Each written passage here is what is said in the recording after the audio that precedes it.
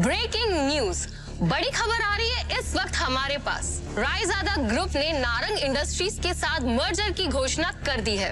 इस खबर ने नारंग इंडस्ट्रीज को फर्श से अर्श तक पहुंचा दिया है।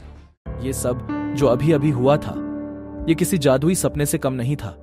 लेकिन एक बात जो अब भी सबकी नजरों से शिवम ने छुपाकर रखी थी, वो थी उसकी आंतरिक शक्तियां, जिसे शिवम उजागर करने की कोशिश कई दिनों से कर रहा था।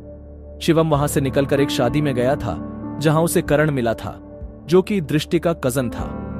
वो शिवम को बेइज्जत करने से कभी बाज नहीं आता था।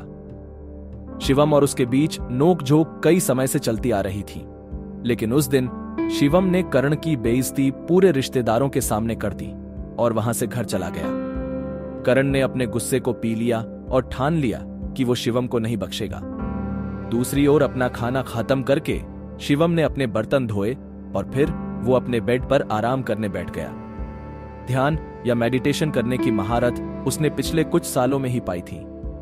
शिवम के लिए मेडिटेशन उसके शरीर के अंदर दिन भर में जमा हुई गंदगी बाहर निकालने का एक जरिया है। और तभी शिवम ने हाथ आगे बढ़ाया और बेड के साइड में रखा एक काला पत्थर उठाया। उसे मुट्ठी में बंद कर जैसे ही उसने हाथ को हल्के से घुमाया, वो पत्थर राख बन उसकी उंगलियों के बीच से सरक गया। शिवम की आंखों में उत्साह भर गया और उसने खुद से कहा, भस्म शक्ति ने अपना रूप ले लिया है। अरजा, उसके गुरु ने भी तो यही कहा था कि वो तक्षक महल का वंशज तभी माना जाएगा जब वो अपनी अंदरूनी शक्तियों को जगा लेगा, और तब उसकी तलाश शुरू होगी ढूंढने के लिए रायजादा परिवार के उन खास लोगों को जिनसे वो अपने गुरु के निशानी के तौर पर दिए जेड पत्थर की मदद से मिल पाएगा।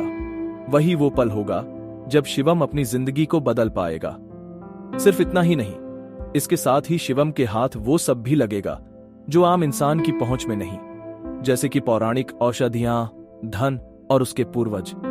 यही तो होता है इस विद्या में। इसमें किसी के वैभव और उसकी शक्ति की कोई सीमा नहीं है। सक्का अपने गुरु का निशानी के तौर पर दिया हरा पत्थर अपने हाथों में घुमाते हुए शिवम ने सोचा, मेरी शक्तियां पूरी तरह से जागृत हो चुकी हैं। अब वक्त आ चुका है मामले को अपने हाथों में लेने का, एक्शन में आने का। शिवम ने अपनी शक्तियां जागृत होने के बाद उनसे अपनी शक्तियों के दम पर दृष्टि के ऑफिस में हुई सारी चीजों को दृष्टि और वहां मौजूद सब लोगों को भुलवा दिया। यहां तक कि नितिन रायजादा भी अब शिवम के साथ हुई बातों को भूल चुके थे। ऐसा शिवम ने क्यों करा, वो तो वक्त ही बताएगा। अगले दिन शिवम की मुलाकात उसके पिता से हो गई, जो कि इतने दिनों से उसे मिलने के लिए मजबूर कर रहे थे। तुम्हारे दादाजी पिछले 2 सालों से बिस्तर पर हैं, बहुत बीमार हैं। अपने बिगड़ते स्वास्थ्य के बावजूद वो बस एक ही जिद लेकर बैठे हैं कि केवल एक बार फिर तुमसे मिलना चाहते हैं। वो बस चाहते हैं कि तुम वापस आ जाओ। भावेश, जो कि शिवम के पिता हैं, उन्होंने कहा, तुम्हारे चाचा की भी शादी हो चुकी है, लेकिन तुम्हारे ताऊजी और चाचा जी के यहाँ केवल 2 बेटियां हैं। शाह खानदान का इकलौता दावेदार। शिवम ने खुद को नीचा दिखाने के लिए बुदबुदाया, तो आप चाहते हैं कि मैं परिवार की विरासत के लिए आपकी सौदेबाजी का हथियार बन जाऊं? तुम सच में बहुत भोले हो, भावेश ने ठंडे स्वर में कहा। हमारे परिवार का जो व्यापार है, उसकी अनगिनत शाखाओं के अलावा हमारे शाह परिवार का दिल्ली और उसके आसपास के इलाकों में एक बड़ा पारिवारिक व्यवसाय है। परिवार के नियमों के अनुसार अगर परिवार के मुखिया की मृत्यु हो जाती है और तीसरी पीढ़ी को संभालने वाला कोई नहीं है, तो परिवार के मुखिया को दूसरे परिवार से बदल दिया जाएगा और उस समय से शाह परिवार पर हमारी शाखा का शासन नहीं होगा। और इसका मुझसे क्या लेना देना है? शिवम ने शांति से पूछा। तुम्हारे दादाजी के बीमार पड़ने के बाद से ही पिछले कुछ वर्षों में तुम्हारे चाचा और ताऊजी पहले से ही परिवार की विरासत और सत्ता की हकदारी के लिए लड़ने की तैयारी में जुट चुके हैं, जिससे परिवार के भीतर एक जबरदस्ती का हंगामा हो रहा है। क्या तुम बस ऐसे ही हाथ पर हाथ रखकर बैठे रहोगे और कुछ नहीं करोगे?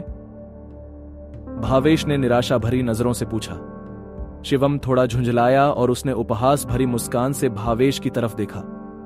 आखिरकार वो अपने पिता भावेश के वास्तविक स्वरूप को भली भांति जानता था। सत्ता के लिए वो दूसरों की भावनाओं की परवाह किए बिना वो सब कर सकते थे जो जरूरी बन जाए। शिवम, तुम खुद ही सोचकर देखो कि क्या तुम वाकई में इस छोटे से नारंग परिवार में रहना चाहते हो और जिंदगी भर इस तरह अपमानित होना चाहते हो? भावेश ने शिवम से पूछा।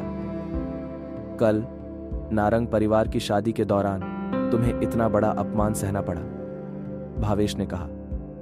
क्या तुम उनसे बदला लेने की शक्ति नहीं चाहते? क्या तुम नहीं चाहते कि तुम्हें वो रुतबा, वो शोहरत, वो ताकत मिल जाए कि तुम जब चाहो तब पूरे नारंग परिवार को अपने सामने पैरों पर घुटने टेकने के लिए मजबूर कर दो? भावेश के ये कहते ही शिवम ने उसकी तरफ देखा और फिर एक गहरी सोच में डूब गया। आगे की कहानी जानने के लिए देखिए अगला एपिसोड सिर्फ पॉकेट एफएम के यूट्यूब चैनल पर, और शिवम द हिडन वॉरियर के सारे एपिसोड्स को सुनने के लिए डिस्क्रिप्शन में दी लिंक से डाउनलोड करें पॉकेट एफएम ऐप।